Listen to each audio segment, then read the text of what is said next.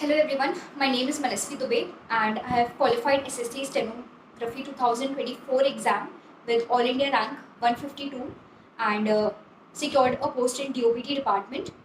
मैं इस प्लेटफॉर्म पे अपनी जर्नी मेरा एक्सपीरियंस जो भी था पूरे प्रिपरेशन फेज में वो आपके साथ शेयर कर रही हूँ एंड काइंड ऑफ स्ट्रैटेजी कह सकते हैं इसे, ताकि आपके प्रिपरेशन फेज में आप कुछ चीज़ें अडॉप्ट कर सको या जो भी गलतियाँ मैंने की हैं या मेरे प्रिपरेशन फेज से आपको जो भी चीज़ें मिल सकती हैं अच्छी पॉजिटिव अपनी प्रिपरेशन को स्ट्रॉन्ग करने में, वो आप गेन कर सको। तो मेरे 170 मार्क्स थे सीवीटी में एंड इंग्लिश में मेरे 94 थे, रीजनिंग में 44.75 एंड जीके जीएस में 28। मेरा ये सेकेंड अटेम्प्ट था एंड फर्स्ट अटेम्प्ट मेरा 2 मार्क्स से रह गया था। तो this is a sign for you कि आप प्रिपरेशन ना छोड़े बीच में। अगर रह रहा है एग्जामिनेशन तो इसका मतलब ये नहीं है कि हमसे नहीं होगा, हमें और ज़्यादा एफर्ट करना है। हमारे एफर्ट पे थोड़ी कहीं कमी रह गई थी, हमें उससे पूरा करके नेक्स्ट देना है और क्वालिफाई करना है। तो हम ब्रेक डाउन पे आते हैं हमारे कैसे मैंने करा था बेसिकली प्रिपेयर और मेरे एक्सपीरियंस। तो इंग्लिश में मेरा 94 था, तो स्कोर मैंने ब्लैक बुक से किया था, सिर्फ ब्लैक बुक की थी और कोई अदर सोर्सेज फॉलो नहीं किया वोकैबलरी के लिए। उसको पूरा खत्म किया था, पूरा अच्छे से कर लिया था। उससे ना ही सिर्फ आपकी वोकैबलरी स्ट्रॉन्ग होती है, उससे आपका पीक्यूआरएस कॉम्प्रीहेंशन ये सारी चीज़ों को समझने में, जो उसमें वर्ड्स यूज होते हैं ना उन्हें समझने में कि सेंटेंस एक्चुअली कहना क्या चाहता है, वो उसमें बहुत हेल्प होती है।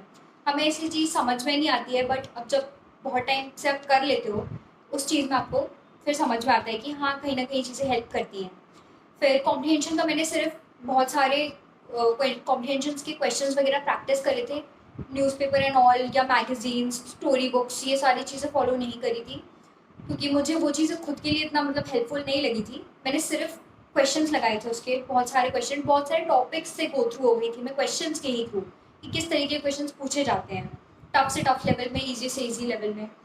फिर नेक्स्ट आता है हमारा ग्रामेटिकल पोर्शन। तो एक एक टॉपिक लेकर मैंने उसके 100 प्लस क्वेश्चन एक स्पेसिफिक टॉपिक से लगा लिए थे। तो हमें ये समझ में आ जाता है उससे कि उस टॉपिक से कैसे टाइप के एरर्स आते हैं, किस टाइप के एरर्स उससे किस टाइप के क्वेश्चंस बन सकते हैं एक उस पर्टिकुलर टॉपिक से। ऐसे ही करके सारे टॉपिक्स के 100 प्लस क्वेश्चंस लगाए थे, तो बहुत क्लैरिटी आ गई थी। फिर जब मैं मॉक्स वगैरह लगाती थी तो मेरा कहीं भी अगर किसी भी टॉपिक में लैग हो रहा होता था तो उसमें फिर मैं जाके यूट्यूब से फिर से उसके वीडियोस देखकर कुछ और क्वेश्चंस लगा लेती थी एंड नेक्स्ट टाइम गलत ना हो यही ट्राई करती थी। ये इंग्लिश का था और इसका एक डिटेल्ड वीडियो जो एसएससी बूस्टर चैनल में अवेलेबल है, आप उसको जाकर रेफर कर सकते हैं। उसमें मैंने और डिटेल में इंग्लिश को कैसे किया था, मेरी स्ट्रैटेजी क्या थी, उसको उसको कवर किया हुआ है।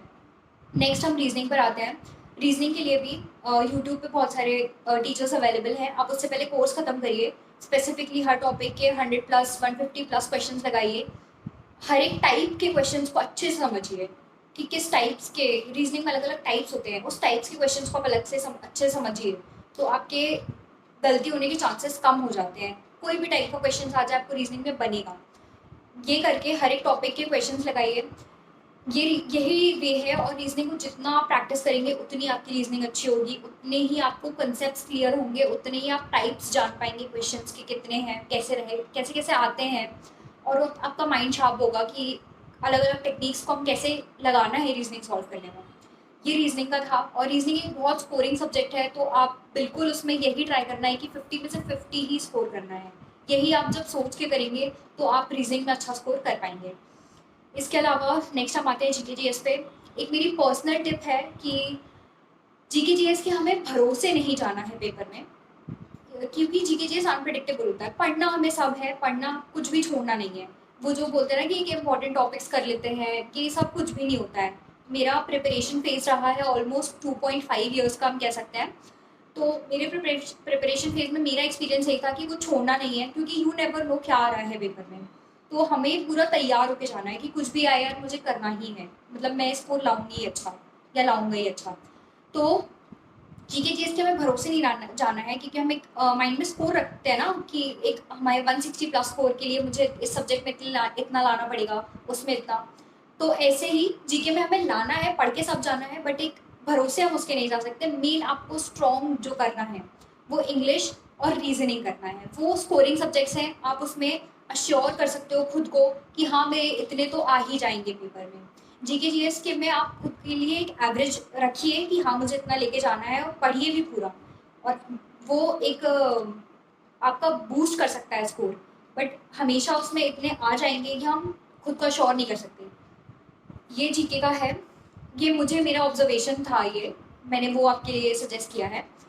फिर नेक्स्ट हम आ जाते हैं कि मेरे मतलब क्या टिप्स हो सकते हैं कि सीबीटी के प्रिपरेशन के लिए मेरी जो भी टिप्स थी वो ये है कि कंसिस्टेंसी रखनी है। मैं लाइब्रेरी जाती थी एंड मैं 5+ आवर्स तो रोज़ बैठती थी। हमें घंटे से मतलब नहीं है, हमें उस घंटे में हमने कितना कंसंट्रेशन के साथ पढ़ा, उस वो हमारा मेन टॉपिक है। मेन मतलब फोकस होना चाहिए जितना भी टाइम आप पढ़ रहे हो, और कंसिस्टेंसी होना चाहिए। अगर मेरे को किसी दिन कहीं जाना भी होता था ना ज़रूरी काम से, तो मैं उस दिन खुद को पहले से ही टारगेट दे देती कि एटलीस्ट मुझे इतना करके जाना है।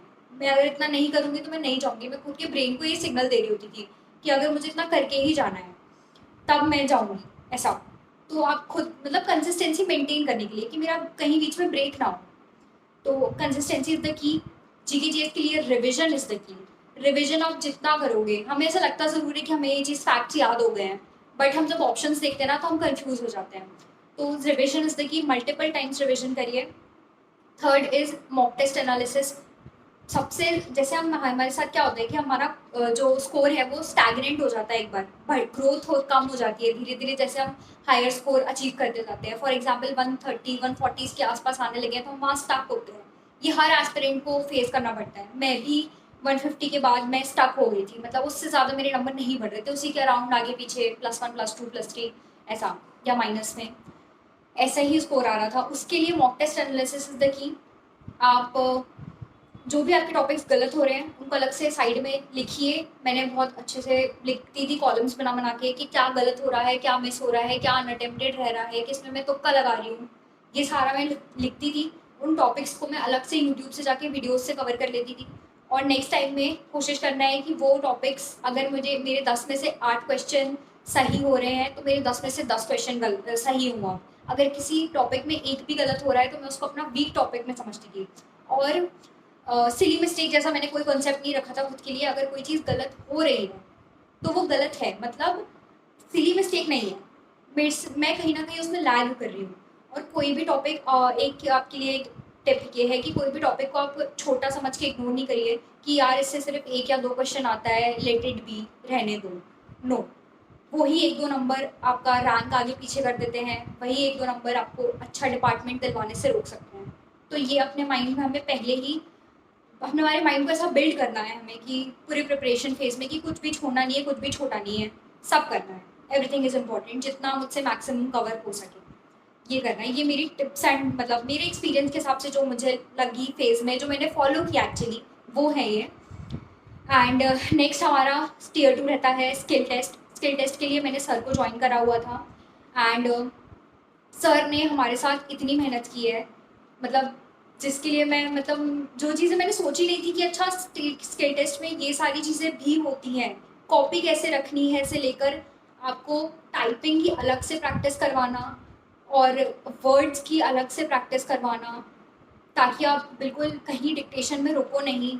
और प्लस साथ में 6-6 7-7 घंटे की हमारी क्लासेस होना, मैं टायर्ड हो जाती थी, बट सर हमारे साथ, मतलब हमारे साथ में सारे ही स्टूडेंट्स, सर की टीम एंड सब बैठते थे। मतलब इतना 7-7 8 8 आवर्स की क्लास लेना is not easy, not for students. Sir भी हमारे साथ उतना ही डेडिकेशन के साथ रखे हैं चीज़ें, और इतनी माइन्यूट चीज़ें एक्सप्लेन करना बच्चों को कि तुम्हारी कॉपी कैसी होनी चाहिए। मेरे को ये सब कॉन्सेप्ट्स पहले पता ही नहीं थे। मैंने पहले भी स्किल टेस्ट दिया है, बट मुझे ये कॉन्सेप्ट खुद में नहीं पता था कि ऐसे भी चीज़ रखने से इम्प्रूव हो सकता है। मेरा ड्रास्टिक इम्प्रूवमेंट मैंने नोटिस किया था सर की क्लास ज्वाइन करने के बाद। मैं बहुत नर्वस होती थी पहले कि कैसे होगा, नहीं हो रहा है, इतना स्कोर लाने का क्या मीनिंग निकलेगा अगर स्किल ही नहीं हुआ तो। ये सारे डाउट्स रहते थे, बट सर ने हमारे ऊपर भरोसा दिखाया। मतलब हमें खुद पे इतना भरोसा नहीं था जितना सर को हमारे ऊपर कॉन्फिडेंस था क्लास में। एंड कभी भी 24/7 सर को आपसे कुछ पूछ रहे हैं हम तो हम अवेलेबल है, सर हमारे लिए हमारे डाउट्स क्लियर कर रहे हैं। और एंड प्रिपरेशन के समय तो बहुत ही ज़्यादा, मतलब लंबी क्लासेस लेने के साथ साथ जो होमवर्क हमें देते थे, पहले लोग बहुत हमें लेंथी लगता था, होता नहीं था, बट धीरे धीरे आदत बनी। और उसी होमवर्क से ही हमें स्किल टेस्ट में समझ में आया कि कितनी अच्छी हम तैयारी करके आए हैं कि स्किल टेस्ट हमें बहुत ईजी लगा कि हाँ हो जाएगा। ये हम अश्योरेंस के साथ निकले थे हॉल से कि हाँ स्किल तो क्लियर हो रहा है। ये अश्योरेंस मिलता है एसएससी वोशर स्किल टेस्ट मतलब स्किल वाले बैच से। आपको स्किल टेस्ट की प्रिपरेशन के लिए आप बिल्कुल ज्वाइन कर सकते हैं उसे। टारगेट बैच अभी चल भी रहा होगा and all the best for your future preparations. This was my take and thank you.